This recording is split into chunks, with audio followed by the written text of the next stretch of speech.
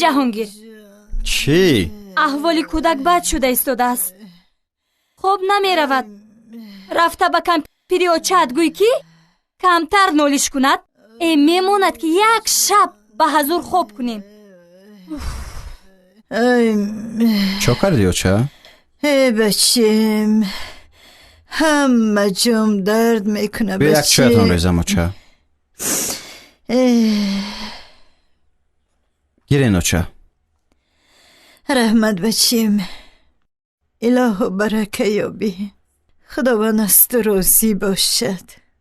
میتوانید صدای نالیشتان رو کمتر پستر کنید؟ من و کلینت باید پگو به کار رویم.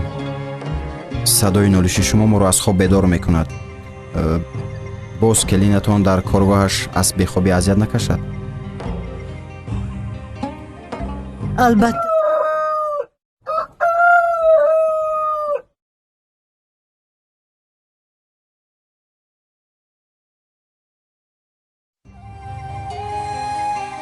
پسرم، جان شیرینم، هستی دنیایم، بود و نبودم. دردم مرا مجبور ساختی. صدای نالش هایم بلد برآمد و به تو و زن و فرزندانم خلل بساختی. جانی اوچه، زمان تو کودک بودی. مرا هر زمان با گریه های خود از خواب بیدار میکردی. من باشم با مهربانی و نوازش ها به گوش از سرودی الله رو میخواندم. تو را از همه بالاتر میدانستم. جانم، دوستت میداشتم. خدا نکرده اگر یگان شب کمی بیدار خوابی میکشیدی، پسرم شاید بیمار شده باشد گفته تا صبح طبیبت میشدم و بالای سرت می نشستم. جانی اوچه، فرزند میوه عمر انسان است. امشب از سبب پیریم بیمار شدم و تو را ناراحت کردم.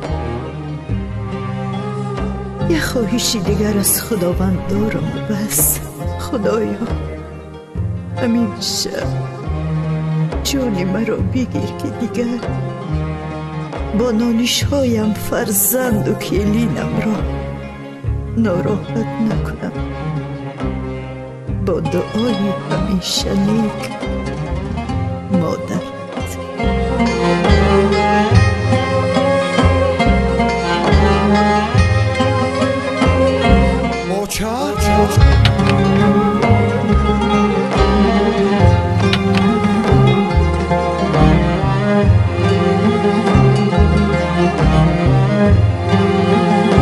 اوچه خیز دوخی.